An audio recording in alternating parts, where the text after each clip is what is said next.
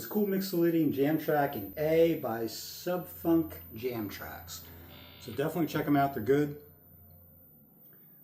It's basically A, G, and D. Those are the three chords. I guess the root chord is an A, you can think of. And how do we make an A mixolydian? Mixolydian is the 5 mode. If you know anything about the modal scales, there are 7 of them, and they're based around the 7 notes of a major scale. The mixolydian is kind of based around the 5 note of a scale, the 5 chord of a scale. Where is A the 5 chord?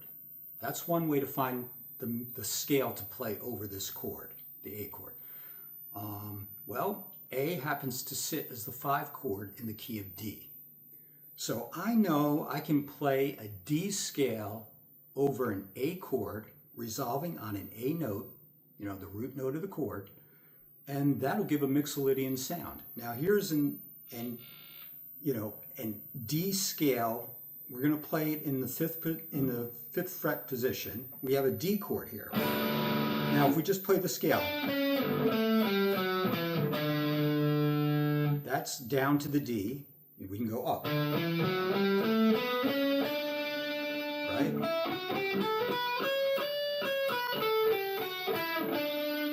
Take it up to another, position.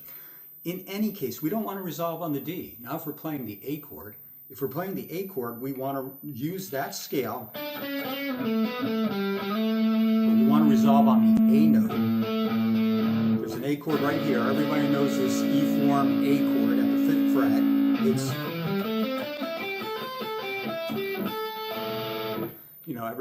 It's used for minor, blues a lot. So we're going to use the major scale of D. That's as far as we need to think. Now what's happening there technically? Well, the D scale played over the A chord includes a flatted 7th note. A flatted 7th, which is not in the A scale, okay? In the A major scale. And so it gives it this characteristic sound. It's got a major 3rd, but a flat 7th. So if you put those together, that gives a very mixolydian sound.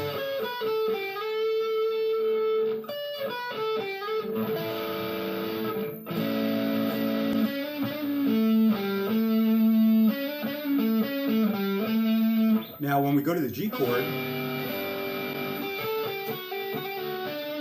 we can still play the D scale. It'll just sound Lydian over the G chord because the G is the 4 chord in the key of D, and the 4 mode is the Lydian mode. It sounds kind of spacey. It's got like a sharp 4th. I don't have to think in terms of, changing a G scale to add a sharp 4th, because I just think in terms of just, stick with that D major scale. And then over the D chord, what can we play? Well,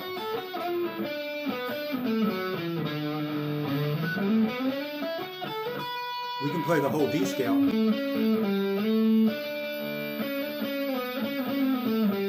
Back to the A. We can also, over this whole progression, we can play A minor. And the reason why that works is A minor, pentatonic, has a flatted 7th. Okay, so that jibes well. And then it just has a minor 3rd, as opposed to the major 3rd that the D scale brings. So what does that sound like? If you put them together, it sounds like this. So here's the major 3rd.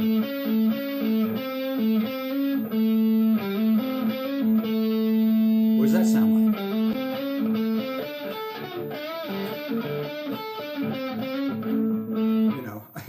It's just rock and roll, it's playing with the minor and the major 3rd.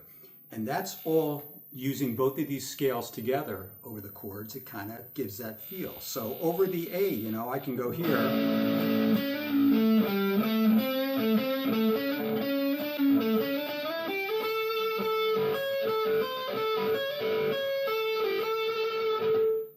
And that all works. Up here, I'm playing There's an A chord right there and a G climbing up to the A. So G chord, G sharp up to the A, stuff like that. And we have this.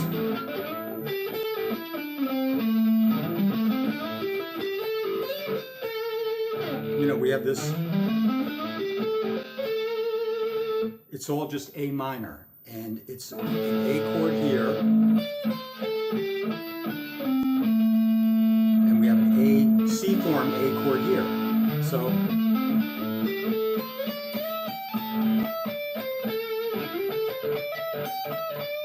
but then I can always go back to that D scale.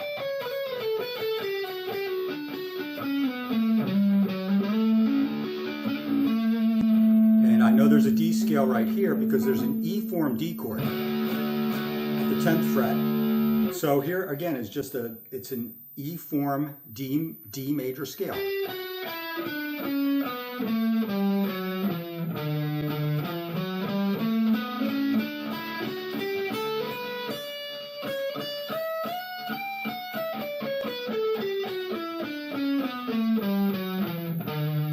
I can play that whole scale over the A chord. So I got the A chord here and I got the A chord here.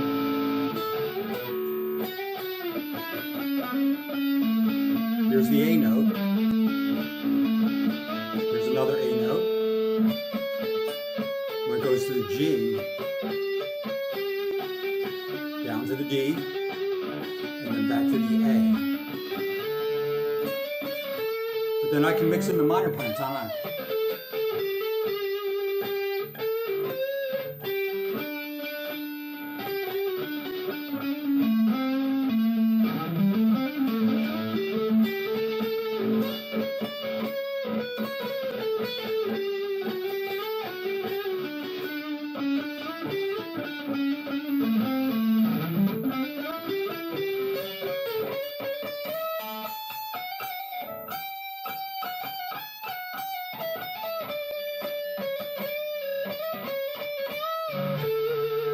So I'm just, you know, obviously you can kind of hear that I'm mixing the Mixolydian scale, okay, the D major scale, played with the A chord and then the G chord, and I'm mixing that with an A minor pentatonic.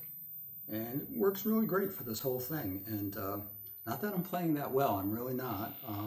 Haven't played electric guitar in quite a while, been mostly focused on acoustic. But I want to give you that little breakdown. I guess the other thing that's happening here is just some chord riffing. You know, if I'm playing a D form A chord or a C form triad A, I'll do something like A, G, D, A. So I'm just A, sliding down that form shape to the G, coming down to this triad shape for a D, and then just hitting this E form triad again for the A. So. Then we're going to G, D, you know, stuff like that. Down here, got this A, and I can play A major pentatonic. I can also think of D major here. Resolving on the A, then going down to the G, and coming up here for, think of this as another G chord. Here's a D form of a G chord. And then down to the D, and then back to an A. So just playing with stuff like that, you know.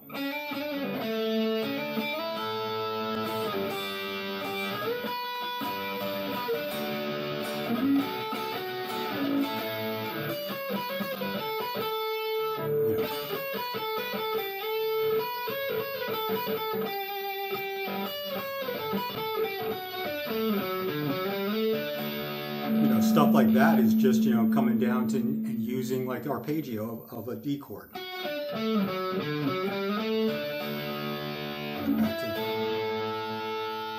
I do that up here when I'm playing the G chord. You know, it's just all the arpeggio. This is a, you know, A form G chord and A form D chord. So if you know your arpeggio forms that go with each of these chord forms, you can mix in the arpeggios. A lot of what I do is based around chords. I mean, I'm playing the scale, but I'm still thinking of these chord shapes. You know, and then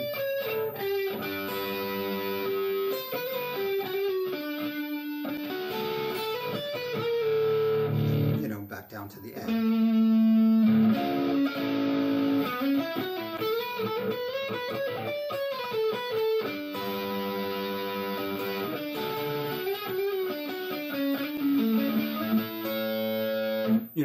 You can see I'm playing scales, but I'm thinking chord triads. I'm thinking of these little chord snippets that are, right there under your fingers. And I think that's the way to, kind of get the tones, get the chord tones. Now, am I thinking religiously about hitting just the chord tones? I'm really thinking about, trying to stay around that root note of each chord. But other stuff, it's just as you see it, as you visualize it, as you know where things are, you kind of hit some of those shapes and you incorporate that along with the scale. And that's how you kind of stay in the pocket, or at least you try.